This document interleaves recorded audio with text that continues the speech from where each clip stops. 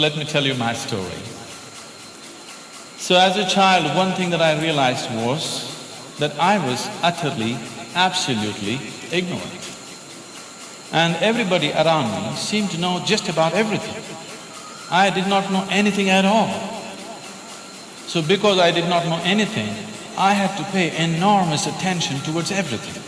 My sense of attention became like this: if I see a leaf, I could just sit there looking at this leaf, just staring at it for hours.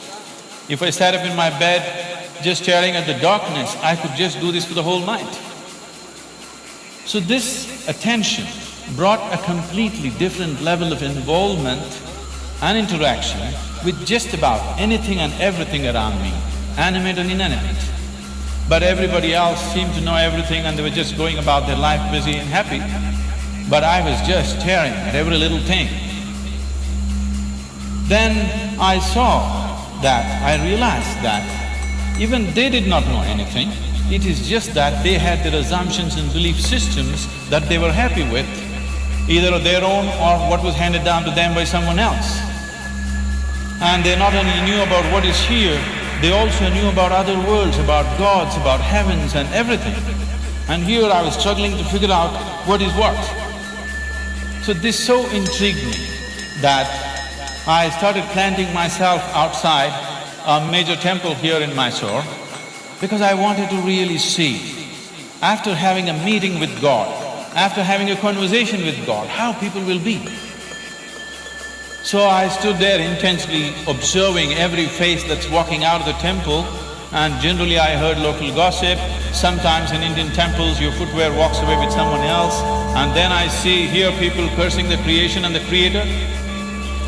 I always found people walking out of restaurants or always had more joyful faces than people walking out of temples.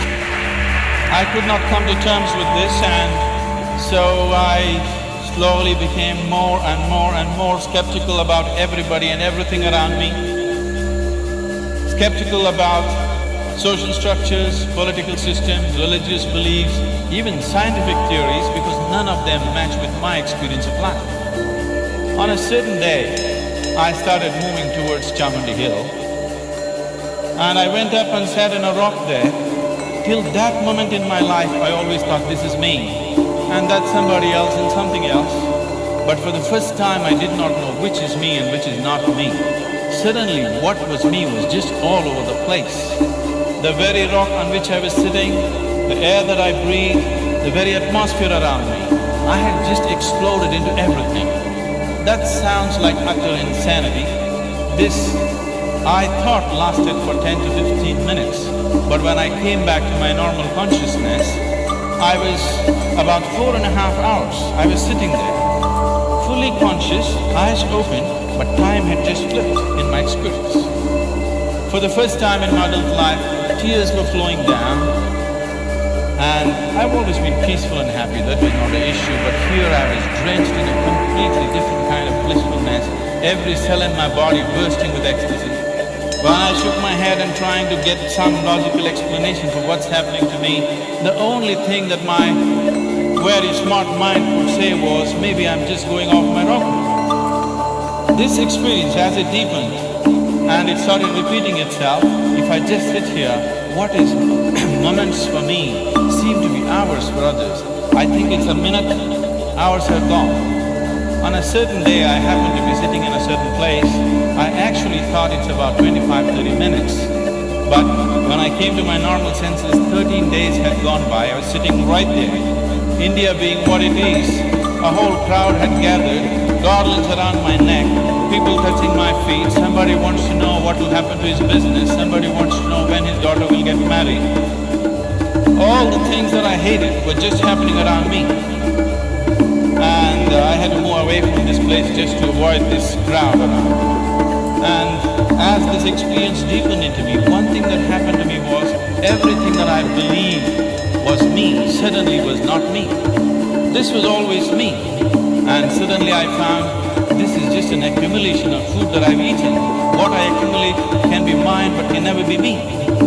This was just a huge heap of impressions in my mind. And this body and mind, not being me, but just being mine, a distance arose between me and my body, between me and my mind.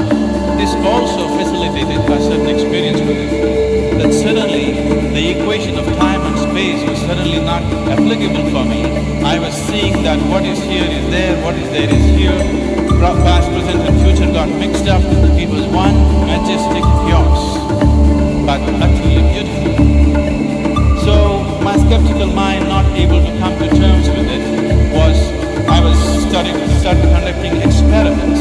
These experiments are too weird to talk about and the results too fairy tale-ish for anybody to believe. But one thing that I arrived at was that existence is not human-centric. And all human experience is self-made. Most people believe that their experience is molded by what situations in which they exist. All human experience is 100% self-created from within. I think today a lot of science is beginning to agree with that.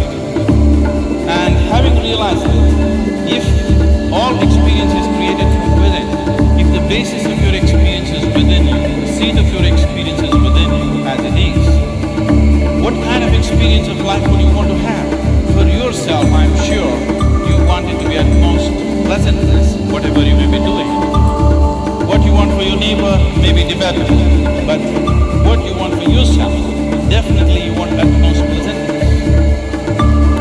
As I realized the basis of my experience is within me, I shifted from staring at things to sitting with my eyes closed. This was a dimensional shift